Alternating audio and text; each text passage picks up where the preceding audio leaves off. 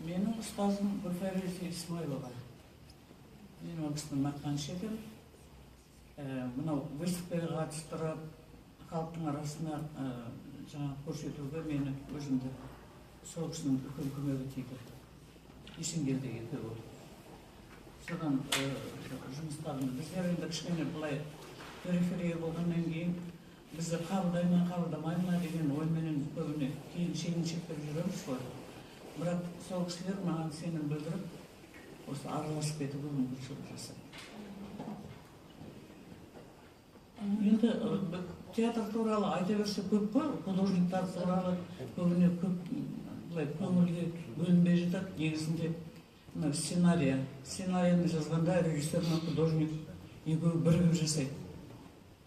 Оны жаңағы художник режиссерден кем болып тұрады деп айта алмаймын.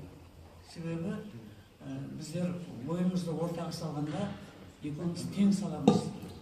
Жасаған мезгілде енді актерлармен жұмыс жасағаннан кейін режиссерлардың жұмыстары, еңбектері көбірек те болып қалады. Бірақ идея жағынан келгенде біздер бірдей боламыз.